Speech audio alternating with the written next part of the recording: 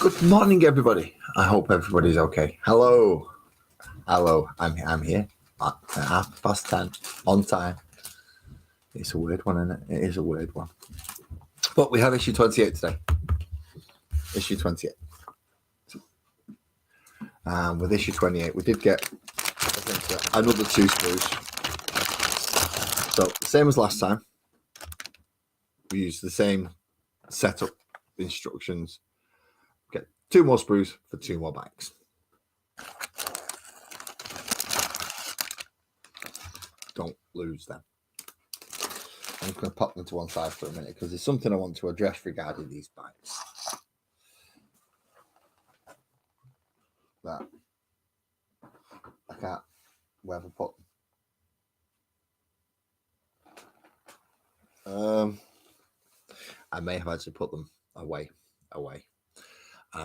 But these bikes are different from my other bikes, and there is quite a distinct difference. So what I'm tempted to do is turn these 6 windriders into the Lance versions, the more melee and anti-vehicle. Good morning, Twisted. Good morning, and it's early morning to you, very early morning. So let's see what we get in this magazine then, because last week we covered how to put them all together. It's the same instructions, just 6 times we have to do for these 2 and for the next 2. Good morning, Beaky. Good morning, Buzzard. How you doing, mate? So in today's, we get a lot of reading. It's mostly reading for today. Then collecting the Eldar windriders, and then a couple of core concepts, some core rules. So what do we have with the reading? Okay, hosts of the dead. Does it actually break it down? Yeah, hosts of the dead, Tricari, Warzone Bastio, the Horus Heresy, and Bonds of Honor Part 7. So it's a Silver Templar story, Part 7, if you've been following it along through the issue so far. Good morning, Wallace. Good morning. Glad you could join us. We've only got to page 1 so far. There's no instructions to build this time. There's no instructions to paint this time. I'm guessing the painting instructions are going to come in the next issue once we've got all 6 models. And then, yeah, because the instructions came in the last issue, which are the same for all 6 models. So same instructions, just follow it through one by one by one. I'm still tempted. I'm going to change them. I think I'm going to have to look for some kind of lance, and then, yeah, I think I might change them. Just because I've got 9 windriders already, so having some of the other ones would be nice. Anyway, where was I? Oh, yes. The first section is Hosts of the Dead. So even death does not end the service for the warriors of the Eldari. They must fight on when their craft world calls them. And this is in talking about all the Wraith constructs. So everything from the Wraith Lord, the Wraith Knights, the Wraith Guards, the Wraith Blades, all of them. Good morning, Graham. Hey, lad. How's you doing? I forgot to put that code in on models and musings on Monday. I'm going to put that in after I finish this. Thank you for reminding me. So all the Wraiths are essentially dead Eldar that have been resurrected through the Soul Stones. Now it's going to give me a more long-winded method of telling you that bit there. But amid any Eldari army stand the legions of ghost warriors, constructed from psycho-conductive wraithbone and animated by the souls of fallen warriors. They stride purposely across the battlefield, protecting their living kin and their home. All manner of these constructs serve on the battlefield, from whole units of wraith blades wielding axes and blades, through to the mighty titans that rise up over even the largest of opponents.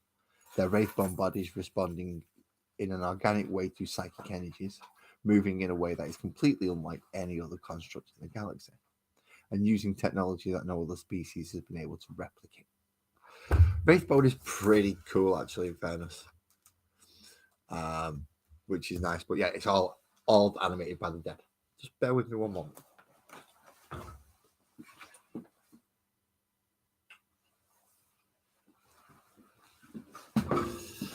Sorry, Sparkles was leaving. And Sparkles was going out, and I had to go and say goodbye. So,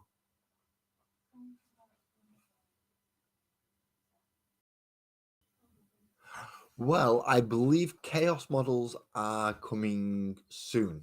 The Undivided models are coming with kind of like the opposed to the Eldar. So, where you got Space Marines versus Tyranids, we're going to get Eldar versus Chaos. So, you've not got long to wait, Wolfish. Not got long to wait. Oh, sorry, Woolish. I put an F in there for no reason whatsoever. Woolish, sorry. Yeah, so they should be coming soon. Although I think it's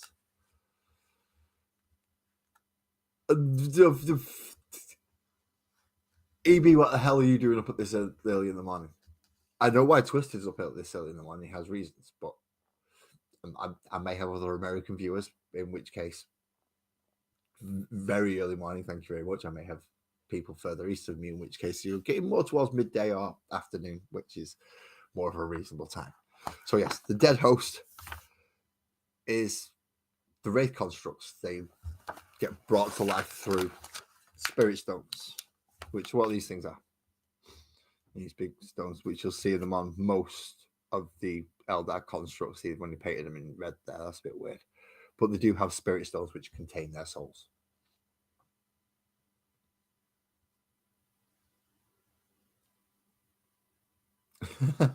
Well, the Combat Patrol magazines aren't as long as some of the other ZB, so don't worry, you'll get to recording soon.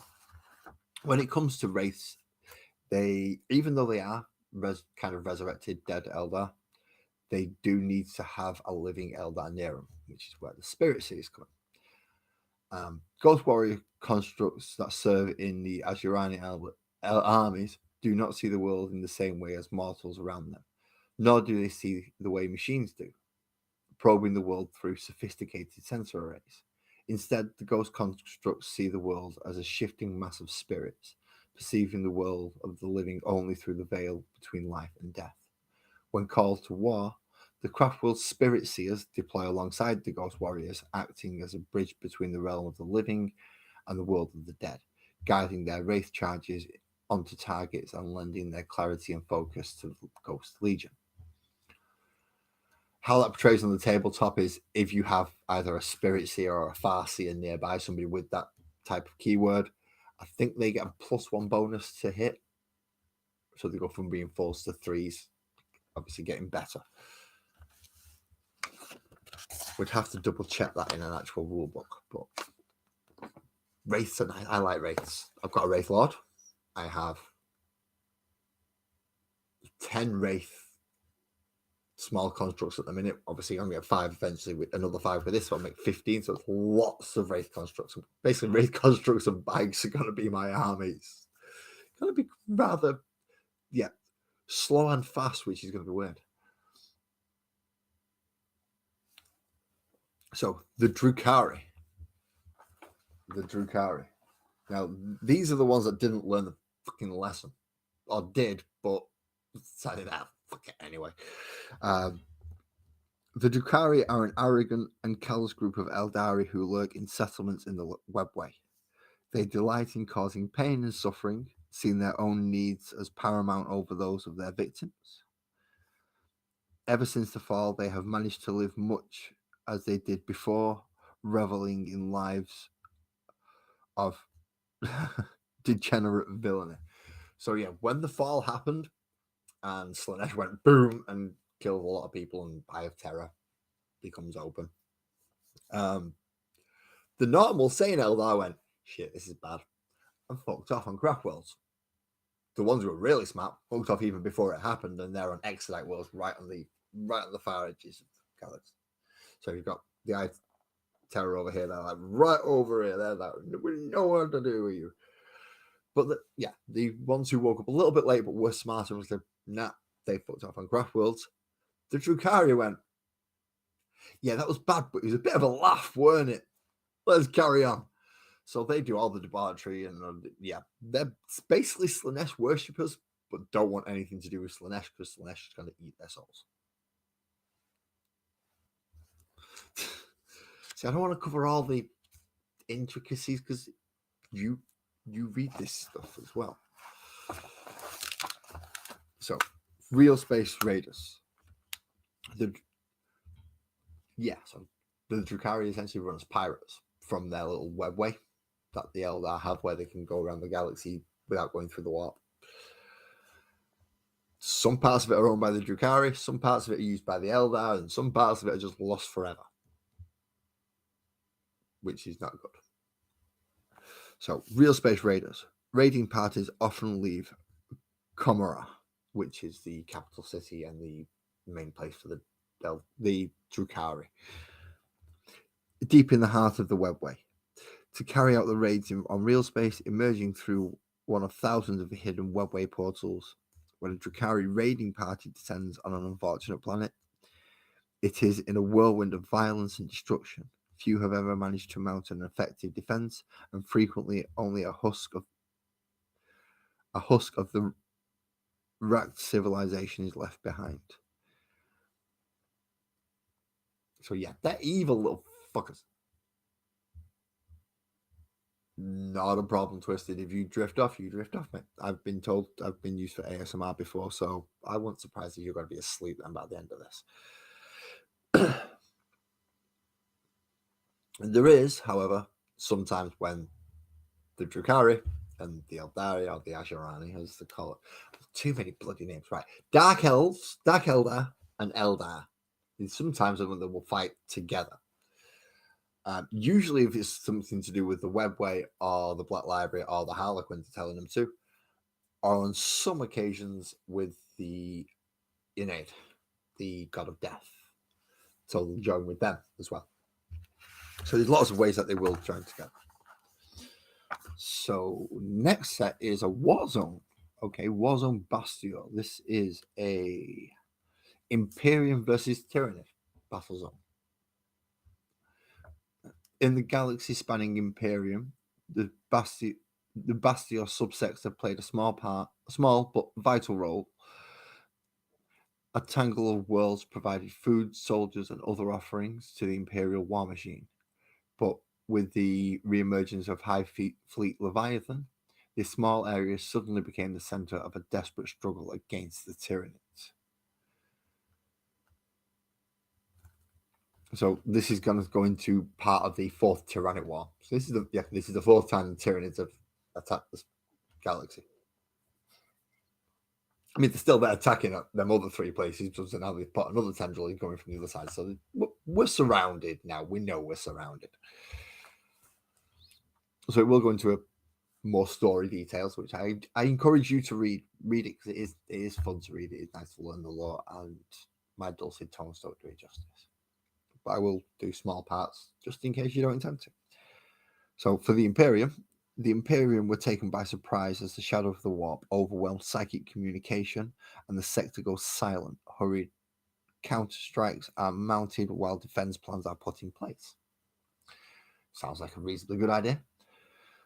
For the Tyranids, as the war is joined, the Grendelius tendril of High Fleet Leviathan snakes up into the Bastia subsector. Under their ferocious onslaught, worlds fall as the Tyranid forces concentrate all their might on the offensive action. So yeah, the Imperium is not going to have a nice time with that. Cool. So now we actually get Battlefront, and we get to talk about where the movements are and things.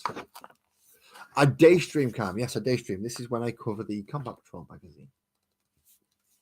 So here we have Battlefronts.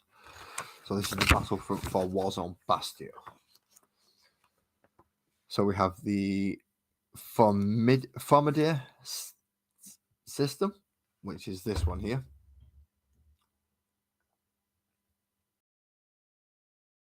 Now, I've got no idea what half of this stuff means. I'm guessing this is how they're sending up defenses and where they're hitting battles and where they are losing battles. And this, okay, so this red stuff is radiation storms, apparently, as well as other battle points. And one of the other systems, sorry, that was the Pyamont system, and the Castiel system, which is this one here doesn't seem to be seeing much action, which is nice. So we get a map of the Bastion subsector, and it shows roughly here how we've got arcs that are set up at the top. That looks like it's going to be a vanishment zone, so that may be Eldari, predatory moon, which also may be Eldari, void worms, and so we have lots of. All right, so these are all malignant class anomalies. These at the bottom are the tendrils, or the splinter tendrils of High Fleet Leviathan. Little yellow ones are marvelous class anomalies, and these are Imperial systems, as well as a Mechanicus system down here by the looks of it. And then significant arc presences throughout. So yeah, they're coming up from under here, and they should leave terror up in that direction. So as this is, they're coming for Earth essentially. This is just one of the nice little places that get us in the way.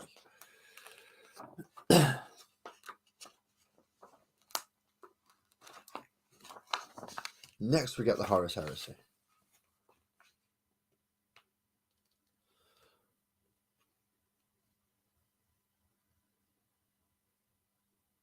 Oh,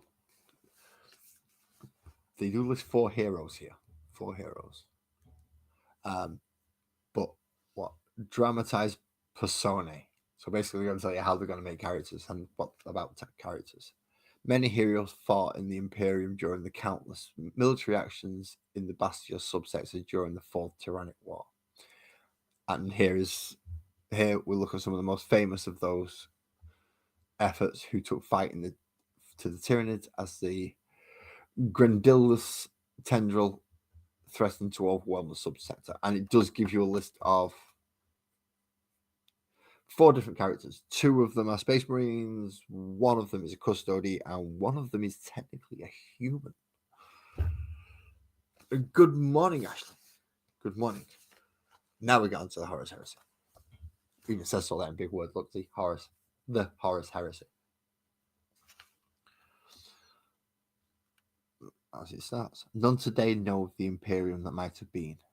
As the Great Crusade reconnected the lost strands of humanity, it seemed as though significant progress was being made against the great perils of the galaxy. But the worst was yet to come, and the nascent empire was dealt a blow from which it would never fully recover. How long is this bit? If this bit's quite short, I will read that because it is a nice dropping, and it does give a little bit more context as to what happened before Warhammer 40,000, so Warhammer 30,000, so to speak. As the tide began to turn during the Great Crusade, the Emperor continued to look to the outward threat, and he was ever victorious against the external forces that threatened his great work. But he was blind to the treachery that was being nursed from within. The powers of chaos began to whisper to those who he should have been able to trust the most. His primarchs, newly returned to him and elevated to positions of great power in his empire. It was his most favoured son, Horus Lupercal, who led the rebellion. He recruited half of the primarchs to come to his cause and embarked upon a military campaign against the Emperor, plunging the whole galaxy into a devastating civil war. Eventually, Horus led his forces to Terra, where he and the Emperor duelled. Horus was slain, and the Emperor was grievously wounded. Barely alive after the struggle, the Emperor's dying body was placed on a life support system that took the form of a golden throne. There he remains, motionless to this day. So that's how we ended up in this ship we're in at the moment.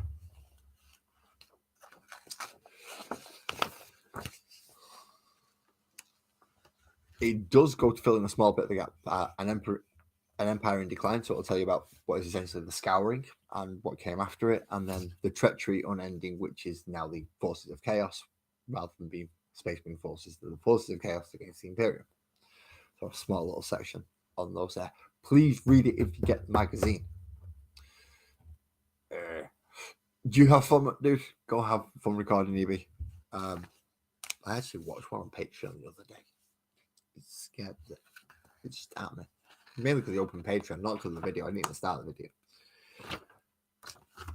Bonds of Honor Part 7, if you are reading and still reading. Nice picture of a chaplain there, actually. That's a really nice picture. Crows used to bash you in the head in, and his bolts. Nice guy. Now we get to the windrider section. So it's going to tell us how to, what is it going to do? Tactics table for our windriders. So again, it wants you to roll a dice to give an arbitrary little bit of fluff to your unit. You don't have to. You can if you want to. Yeah, they won't waken the Emperor. Not yet, anyway. They've got way too many Primarchs to bring back. They won't bring the Emperor back until they want to resurrect the last Primarchs. So what do they want us to do with the Windriders? Windriders are skilled jetbike riders who descend on their enemies at terrifying speed. Okay. Once they have loosened a hail of shuriken and laser fire at the foe, the riders zoom off, turning so tightly that they dodge enemy fire with ease before coming about for another attack run. Fasty little buggers that just harassed you. Right, okay. So, do you want us to roll in the tactics table? 1 or a 2. These windriders were split into small groups so that they can attack their enemies from both sides with a pincer movement. So, drop from 6s to 3s, and yeah, you can run them in 3s. Speaking of 3, if you roll a 3 or a 4, these windriders race each other across the battlefield, hoping to gain the honor of being the first to strike the foe. So, yeah, they like advancing, is what they like saying. They like advancing. Okay. If you roll a 5 or a 6, these windriders mass together in a large formation and charge directly into the enemy unit, smashing through their defenses. They don't sound like windriders. They sound like the other ones that I want to make with the lances that literally do that. They charge, they run up, they shoot, they charge you, and then they bug off to go do it again. That sounds a bit weird. Maybe they're going to give us an upgrade kit. I doubt it, but who knows. So, a data sheet for a windrider. This is quite a decent data sheet, actually. So, a windrider in the combat patrol data sheet, not the full codex, the combat patrol one, they do have extra rules if you get the full codex. They have a movement of 14, which is very nice. As I said, they're fast, and they do have an assault weapon, so they can also advance on the top of that 14. So that's anything from 15 to 20-inch movement. That's a fucking lot. All right, toughness 4, which isn't. Seeing as all the other Eldar are toughness 3, and putting it on a bike generally gives you an extra toughness. Yeah, that makes sense. Toughness 4, save 3+, nice. Wounds 2, leadership 6, and OC 2. So it's similar to a Space Marine stat line, except for that really, really good movement. Good morning, Al. Good morning. How you doing, mate? How you doing? I'm not building the 2 today because I'm going to build them off camera. It's the same instructions 6 times. Repeat. Rinse and repeat 6 times. Do it. So it's like, right, okay. There's only so many times you can sit there and watch me do the same thing. So I'll do the other 5 off camera. And then when it comes down to the painting, hopefully closer to summer, I hope. I'm hoping by then I can get them all out together and I can paint them all. So let's have a look at the weapons on these windriders. So they've equipped them with a scatter laser, which I think shit. I put the other one. I put the shuriken cannon on because I thought that was better. It looks better and it's got a better start line, but you don't get to use it in the combat patrol. It says you've got to use the scatter laser. So a scatter laser is a 36-inch range. No special rules on it. Nothing. Just it is what it is. 6 attacks, which is not bad. 3+ to hit. Strength 5. No AP, 1 damage. I mean, it's going to be good against Guard and Tau and Yeah, lighter stuff. Catch you in a bit, Cam. Good luck with whatever you've got going on. Assuming you're going out somewhere. And good morning, Kirsty. I've only just seen you pop in there then. You stuck in. Did you dig a secret rabbit hole to get into the site? Shouldn't give you that wrench, should I? Light little ways in. Ooh, sneaking up on me. I'm going to do loudly, don't worry. So yeah, I'm not overly convinced with that Scar Laser. It's an okay. I mean, it can take out orcs, all right. It can take out, as I said, guards. I mean, it'll probably be all right against. But I wouldn't like to throw it against a Space Marine. If I was facing Space Marines with that, I'd be thinking myself.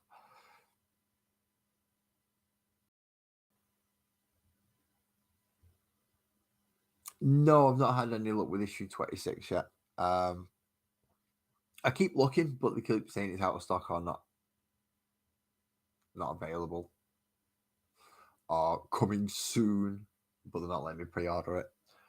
So I've decided I'm going to build an Expedite style Triceratops Fire Prism to make up the points. I've got a Wraith Knight, Wraith Lord. Sorry, so I don't need the model. It's gutted I couldn't do the magazine. I'm good. I couldn't do the magazine. It sucks. But I have the model, so it's not a huge loss. And now I get to do a little custom job on something else to finish the army off. So it should be nice. What else have we got in ranged weapons? Ooh, we have a twin shuriken catapult. Now this does have two keywords. It's got the assault keyword, so we can charge and still shoot it. So not charge, advance and still shoot it. And it's got the twin linked keyword, which means we get to re-roll the wind rolls. Excellent. So that's good. So only got an 18-inch range. 2 attacks, hitting on 3s, strength 4, -1 AP, 1 damage. See, if you could do the same thing, just take 1 pip of strength off from a strength 5 to 4 and give the Scatterlays 1 AP and strength 4, but with 6 attacks, that would have been fine. That would have been a much better weapon for me. But apparently not.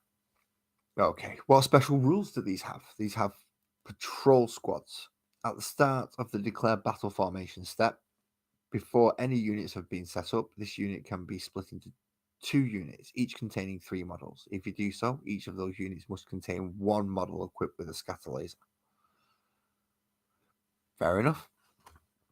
They have the faction Strands of Fate, as well as a Swift Demise. Each time a model in this unit makes a ranged attack that targets the closest eligible target, reroll a hit roll of 1. Right, so it's fucking useless if you roll 2s. Absolutely useless if you roll 2s. Right. If the target of that attack is within range of an objective marker your opponent controls, then you get to reroll all the hit rolls instead. Right, so these are objective hunters. Fair enough. Then we get core concepts for missions. To play a game of war. Sorry, I started a bit low down there. This section introduces various rules terms that you'll find throughout the core rules and beyond. These key concepts form the basis of the Warhammer 40,000 rules and are essential for every kind of battle. All right, we probably better read these then, aren't we? Missions. To play a game of Warhammer 40,000, you must first select a mission. The mission will tell you how to muster your armies, create your battlefield, and deploy your forces on the tabletop. It's rather bossy, is that mission, isn't it? It will also tell you any special rules that apply to the battle, and, most importantly, what you need to do to win.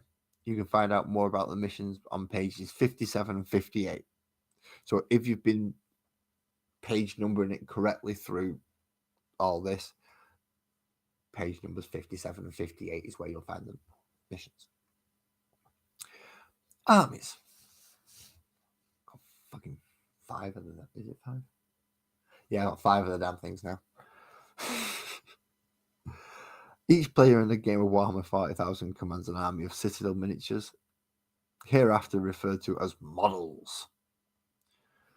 The mission you have selected will guide you as how big your army should be. No, that is the biggest load of... Your collector's instinct and how many things you buy determines how big your collection is. As I said, I've got 5 armies. I can build 3 out of one of them. I can probably build another 2 out of another one. So yeah, that's bullshit. You buy what you want and you collect your armies and models that you want. No worries, Buzzard. Buzzard. Sorry, Buzzard. No, sorry, yeah. Twisted, you.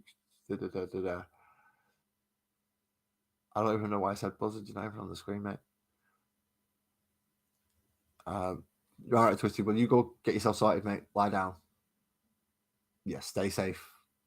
Get yourself warm because it's snowing near you at the minute. Don't go outside. Don't do anything stupid. Don't go sitting at your fucking painting desk if you're in pain and drifting off. You get enough in. You'll do enough, and you'll get that. You'll get the bases finished. You'll get the models finished. Don't worry. So, what is an army? All of the models at your command. No shit, Sherlock. Units. Helps with that. So we're up to the units section, which is down there at the bottom.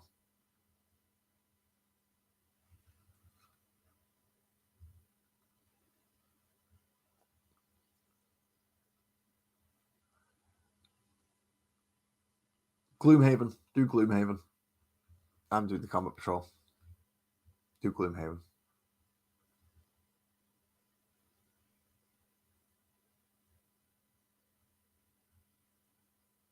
That was good, Al. That is good.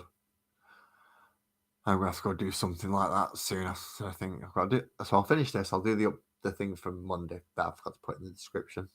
So go back and check Monday's video because there is something nice there if you're looking to go to Rogues and Hobbies. So units. Yeah, back to the magazine. You can't be distracted. It's not like I needed help. I distract myself half the time. So models and units. Models move and fight in units. A unit can have 1 or more models from a singular data sheet. See below. Yeah. So unit of Dire Avengers, a unit of Terminators, they come in squads. A captain, single model. Carnifex can be a single model. A vehicle is usually a single model. So the rule affects models or units can be different. So when something said every model in the unit, it was a 5-man unit, you will do it 5 times. If it's a single model unit, you do it once. So a unit is 1 or more models. Friendly models and units, all models in the units from the same army. Friendly models and units, all models in the units from your opponent's army. So friendly models and units, enemy models and units. That's pretty straightforward. Yours, theirs. I'm fighting that. Right. Data sheets. The data sheets are the rules that you'll need to refer to when you are playing the game and selecting each unit or model. And they provide us with some of them. Keywords. All data sheets have a list of keywords separated into faction keywords and other keywords. Faction keywords can be used to help you decide which models to include in your army, but otherwise both sets of keywords are functionally the same. In either case, keywords appear in the keyword bold. For example, a rule might say that it applies to infantry units. This means it only applies to units that have the infantry keyword on their datasheet. The pluralization or otherwise of keywords does not affect which units the rules in question applies to. Okay, so keywords are bold because we need them big and bold to make sure we know what we mean. The important bits, basically, they're calling me dumb. Unit coherency. Unit coherency is a fucking headache if you don't remember. Stay within 2 inches of 2 other models. And if you do that for both of them, then you just can't really forget. So for unit coherency, it's got to be within 2 inches horizontally and 5 inches vertically. So you can be on the floor above, because models usually are tall and measuring from bases most of the time. If you've got a big unit, then you've got to be within those parameters of 2 models. So 5 or more, you need the. Oh no, sorry, 6 or. Is it? Oh, they've changed it. So, because it used to be all done in 5s. Now they've changed it because you've got 3-man and 6-man fucking units, haven't you? Yeah, like Blade Guard and fucking 8-bound and. What is it? Why have they took it from 5 to fucking 3? I know why, so they can charge us more for less fucking plastic. Anyway, enough ranting. Coherency change for this one. So in units from 2 to 6, you have to be in range of one other model of the same unit. If it's more than 6, you have to be within 2 inches horizontally and 5 inches vertically of 2 other models. At the end of every turn, if a unit is not in unit coherency, the controlling player must remove models until the unit is in coherency again. That's why it's important not to fuck it up. So, best way to do it is basically triangles. Make triangles and always take the end one. So they're always within. Yeah.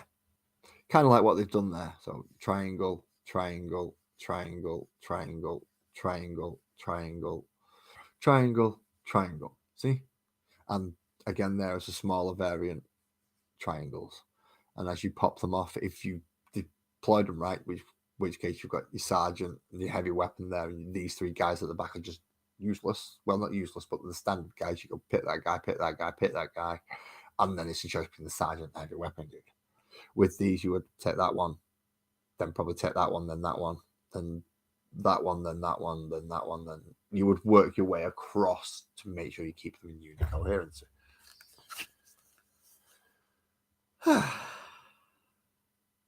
Engagement range, and this does not mean getting down on one knee and give him a ring. This means run up and punch him in the face. Engagement range represents the zone of threat that models presents to their enemies. While a model is within an inch horizontally and 5 inches vertically of an enemy model, those models and their units are within engagement range of each other. Models cannot be set up or end normal, advance, or fall back moves. Oh, that was just something flashing on there. Let's start that again. Models cannot be set up, end a normal, advance, or fall back move within engagement range of any enemy models. If for any reason a model cannot meet this condition, that model is destroyed. Yeah, they have a lot of just if it's in the way and it's not where it's supposed to be, it's fucking dead. You shouldn't have been so careless. You've got to be precise. Not precise, but you just got to not be careless when you're doing your moves and when you finish up with your units, because the answer is, well, he's dead then, isn't it? He's gone. Boom. Get rid. It's a bit harsh, but it makes him remember. So the only way you can get an engagement range is to do charge attacks. So in the charge phase is the only time you will actually get into engagement range with another unit. Once you're there, all good. But the only way to get there is a charge move. Oh no, heroic intervention will do it as well. Possibly some stratagems. Okay. Battlefield. Battlefields of Warhammer 40,000 are fought on rectangular battlefields. This can be any surface upon which the models can stand, a dining table, for example, or the floor. Floor hammer, everybody played floor hammer. Don't knock it. Bit of masking tape down, marks out the board edges, plop your Pringles tubes and your shoe boxes down for your scenery, and then woohoo, off you go. Your mission will guide you on the size of the battlefield if required. So if you're only doing a 500 pipe mission, then smaller battlefield. If you're doing a 2,000 pipe, then you're looking at more the 6x4 size board. Terrain features also come under this. The scenery on a battlefield can be represented by models from the Warhammer 40,000 range.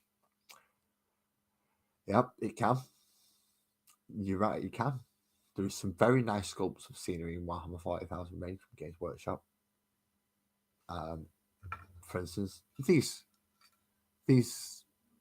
nice chunky plastic pieces of wall terrain are part of Games Workshop's terrain. Brilliant stuff. That being said, if you've got a good enough imagination, then there's no reason that can't be terrain. All it needs to do is physically block line of sight and stop people shooting at you straight away, or give you a platform to rise up on. So if you can stack some boxes that are an inch high, and then work it up so you go, no, yeah, there you go, there's some ruins. You don't have to spend, I don't even think they sell them anymore. I think they were like 30 quid for a set of 2, which is ridiculous for what it is, but it's still nice. But normal things will work. 1, 2, 3 blocks. You'll have things around your house that you can make scenery out of. So don't worry about the fact that they're going, you've got to buy Games Workshop terrain for Warhammer 40,000. Making scratch built terrain is also part of the hobby and it's fun.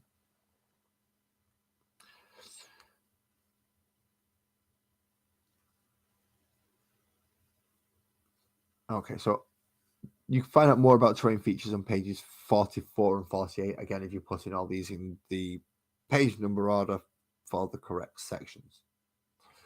I tried doing that on the first one. I got confused. By the time I think I got to the end of it, I stopped and I think about one folder left with some of the stuff left in it. But no, actually, no, I've got the stuff left in it. Just got one folder left. Measuring distances. Distances in Warhammer 40,000 are measured in inches. You can measure distances whenever you wish. When measuring the distance between models measure between the closest point of those bases of the models you are measuring to and from. If a model does not have a base, measure the closest part of any part of that model instead. The only models that don't have bases are usually large creatures and vehicles. So usually the hull that you would take it from, so it's not too bad. Even some smaller vehicles have bases, like the Shot Jump Dragster and Ruck Truck Squig Buggy that range from the Orcs have bases. I think one of the Gene Steel Cult ones also has a base as well. So vehicles do have bases, but the bigger vehicles, like, I've got a bag full of frigging tanks somewhere. I've got no idea where I put it. Things like this, though, you would just measure from closest point on the hull. It's a lot easier. I still need to dust these. I only picked these up the other day, so I still got around to sweat them properly.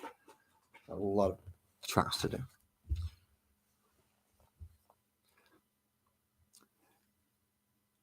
Okay, if a rule says it applies within a certain distance, it applies at any distance that is not more than the specified distance. For example, within 1 inch means any distance that is not more than 1 inch away. So if you're half an inch away, you're within an inch. So when they're saying charge and you've got to get within an inch, it's not base-to-base contact like the old days used to be. You've got to get 3/4 of an inch will get you a complete charge.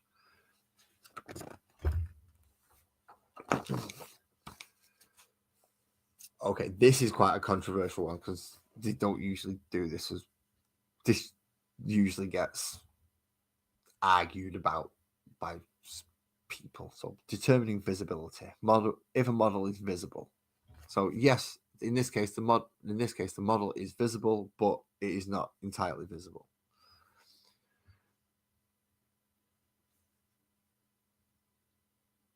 Okay. Unit visible. If one or more models in the unit is visible to the observing model, then the model's unit is visible to the observing model. So in this case, that entire unit is, even though all 4 of these are behind that, because Dickhead there stood out in the open going, hello, they can be shot. All of them can be shot because Dickhead's not behind fucking cover. Okay. Like this guy. This guy is fully visible. He will not get any cover save bonus. He will not get anything. So that is a model fully visible. Unit fully visible. They don't understand what cover is. They're stood out in the open. So they don't get the +1 to their armor bonus because they're idiots for this example. So those should get cover. Those two morons won't. Although he might not get cover, but they will. So yeah, they would be able to take cover saves. He wouldn't. He can take a cover save. He can't, and they can't. See, having a good drift off's always good. Tells you how Games Workshop result a D3 dice on a D6. They do it as 1 and 2 make 1. 3 and 4 make 3. Make 2, sorry. And 5 and 6 make 3. So they have it as the low numbers are the low result, the mid numbers are the mid result, and the high numbers are the high result. Good morning, Steve. Good morning. Well, nice to know you're all good. That was going to be my next question. There is another way you can do that. Because on the opposite side of a 1 is a 6, on the opposite side of a 2 is a 5, and the opposite side of a 3 is a 4. So you can literally just run it as whatever is on the opposite side. So if it lands on a 6, it's a 1. If it lands on a 2, if it lands on a 5, it's a 2, and it lands on a 4, then it's a 3, because it's whatever's on the opposite side. It always makes up a 7. That's how a D6 works. So you can do it that way, or you can do it my convoluted way. Well, not my convoluted way, but you can do it that way, the other way if you wanted. So rerolls. Some rules allow you to re-roll the dice roll, which means you get to roll some or all of the dice again. If a rule allows you to re-roll a dice roll that was made by adding several dice together, example 2d6, 3d6, etc., then unless otherwise stated, you must re-roll all of those dice again. Yeah, that makes sense. You can never re-roll a dice more than once, and re-rolls happen before modifiers, if any, are applied. Rules that refer to the value of an unmodified dice roll are referring to the dice result after any re-rolls, but before any modifiers are applied. Okay. Some rules instruct players to roll off. To do so, both players roll a d6, and whoever scores highest wins the roll off. If there is a tie for the highest, roll off again. Neither player is allowed to re-roll or modify any d6s when making a roll off. Yeah, that's cheating. Nobody's bringing a d20 either. Sequencing. While playing Warhammer 40,000, you'll occasionally find that 2 or more rules are to be resolved at the same time. If this occurs during the battle, the player whose turn it is chooses the order. If this occurs before or after the battle, or at the start or end of a battle round, the player should roll off and the winner decides the order. Okay. That was a lot of reading and a lot of talking.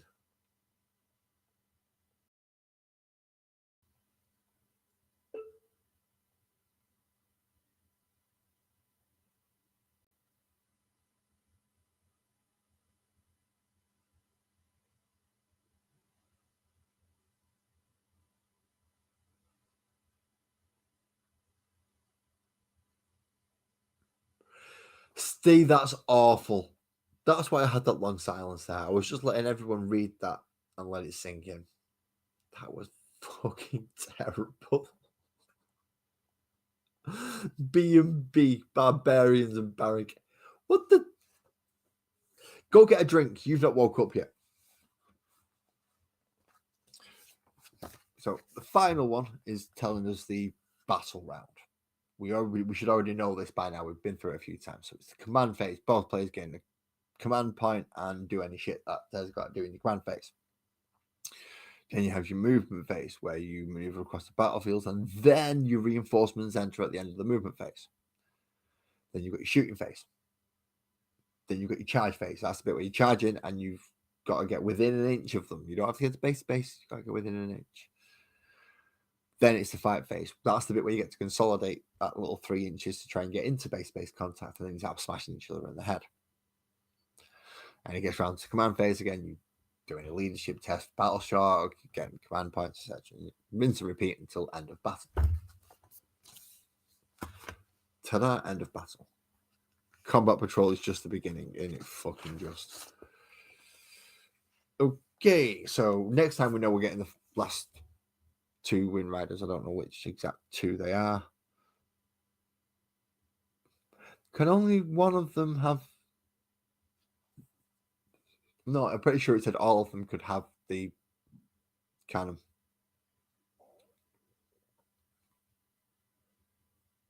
I'll have to double check that. So in 29, we're getting the last of the windriders. We're also going to learn about Komara, which is, as I said, the place where the Dark Eldar live, and a new scenario. Then, I believe we have people actually waiting for this next lots. So I'm just going to go double check that I get who this is right. Aha, it is. It's Woolish. Hello, Woolish. Again. We're going to get 2 new paints. So we're going to get a standard grey, and we're going to get another part of Agrax Earthshade, which is nice. It's going to start telling about the realm of chaos, and it's going to go into a little bit more detail in the shooting phase.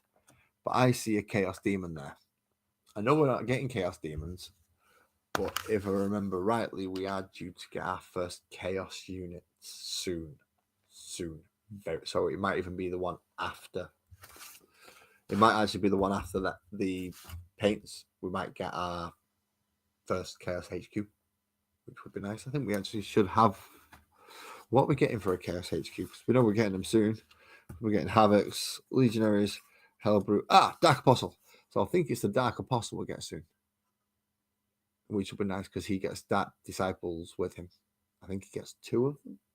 I'm not sure. I'll have to have another look at the website. Check if it is 2 little dudes with him. So that would be awesome. My first Chaos units. I mean, I've got Chaos units scattered around, but I do want. I'm pushing them all into World Eaters, so they'll be kept to one side for now because I've already started with some practicing my World Eaters color scheme for future. I don't think it's too bad. But that is the end of Combat Patrol issue 28. So 29 is the rest of the windriders, 30 is more paints, and tell us about chaos. If you've got any more questions, or if you want me to go back and read something, hopefully I've still got the magazine. Good chance I might not have, but I can hope. But if you want me to cover something specifically from this one, get there quick in the comments so I can cover it beforehand. As I said, I'm going to go and put the code on to the other night's stream now. I forgot to do the night from Graham. Please go check out Models and Musings. I was looking at a very nice game agnostic armored power guys, shall we say, on Monday, and they were quite nice. There will be a promo code that will go in the description right after I finish this. So thank you everybody for coming to join me. Steve, even right here at the end, thank you, sir. Twist is Woolish, Al, Graham, Buzzard, Cam, I think, showed up today as well, and DB. Who else showed up? I think quite a few have shown up today. Kirsty, thank you as well. I get lost if more than 3 of you show up. I lose track. If more than 3 of you show up, I lose track. And it makes it even worse if 2 of you I speak to frequently, then it's even worse because then yeah. Anyway, enough of my waffling crap. Thank you very much. We'll see you on Thursday night for the Magical World.